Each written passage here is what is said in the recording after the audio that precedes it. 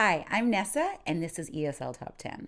I am here to help you master English and to help you sound natural while you're doing that. In this lesson, I want to help you master time. So, how do you do that? Well, you become a master of English verb tenses.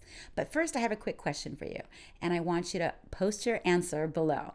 How many verb tenses, how many different ways are there to express time in your language? So, you probably have a way to express the past, the present, and the future. Well, the same is true for English. We have a past tense, a present tense, and a future tense. And each one of those three tenses has four different aspects. What are they? Well, we have the simple, we have the continuous, the perfect, and the perfect continuous. In this lesson, I want to make sure I don't overwhelm you, so we're just going to take a look at the first two tenses. What is the difference between present simple and present continuous? Let's take a look.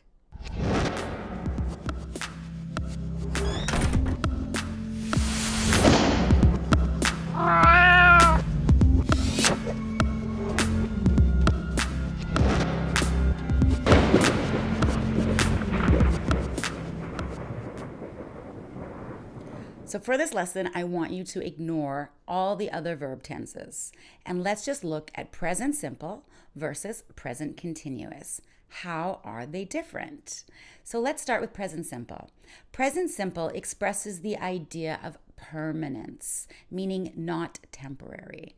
It has three main jobs. Let's look at them.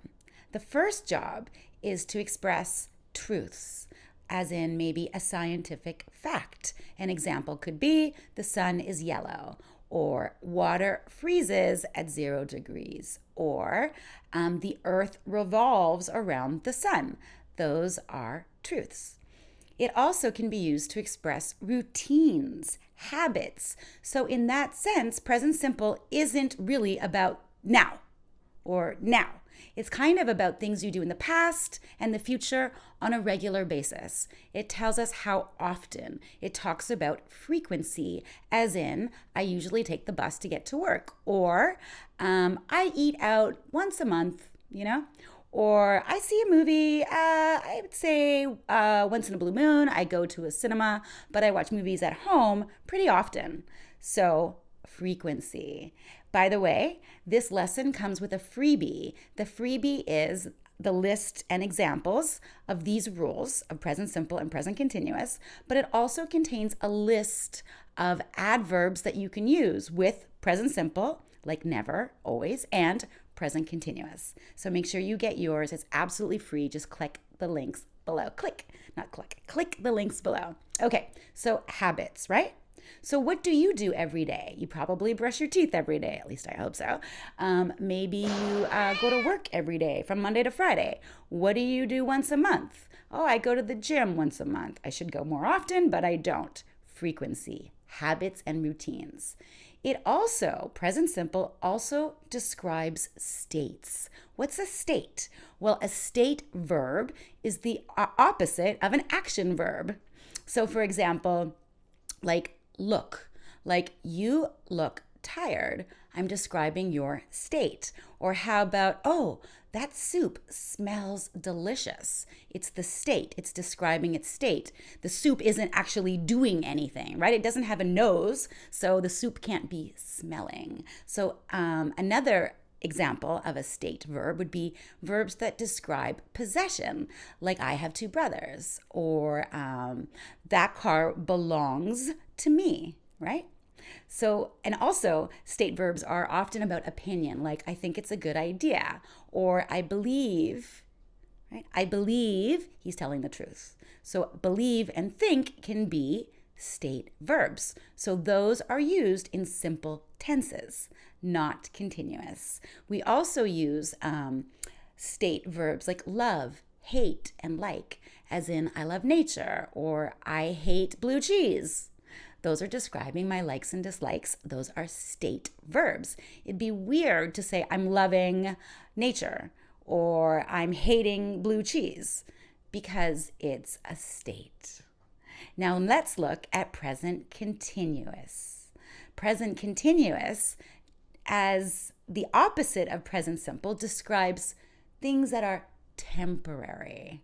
So it has three main jobs. Well, two main jobs and then a third funny job. So the first main job is to describe things happening now.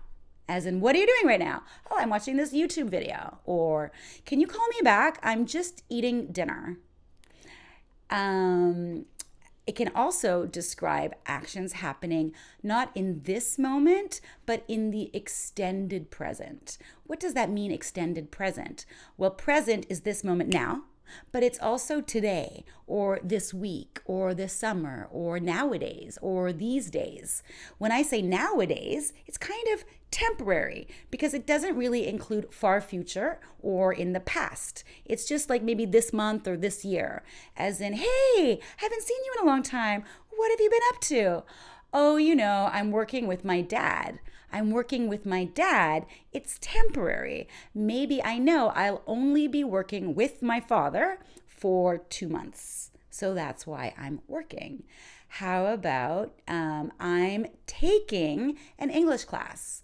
That's temporary. It's only going to last maybe 3 months or 1 year. So again, present continuous describes actions happening in the moment, like right now, but also the extended present, like maybe again this week. And the last job of present continuous, it's kind of weird, but it's pretty awesome. So we talked about how present simple can be used to talk about routines, right? Habits, things that happen again and again.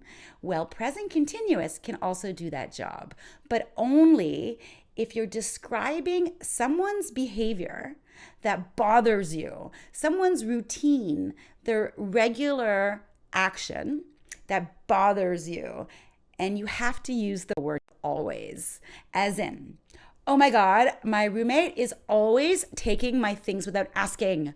I can't believe she does that.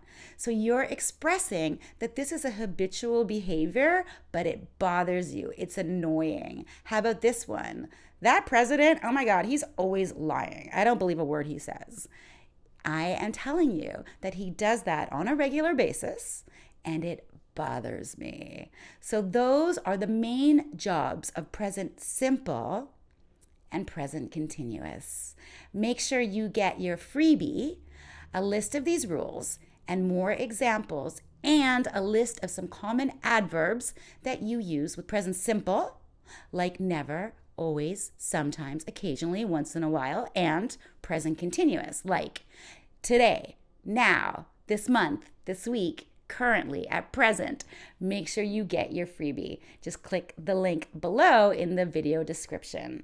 And if you found this video helpful and would like to continue learning English with me, make sure you subscribe to ESL Top 10. And if you ever have a question about verb tenses or English grammar or English vocabulary, make sure you post it in the comments because I love helping you out when I can. Thanks for watching, and I will see you next week right back here.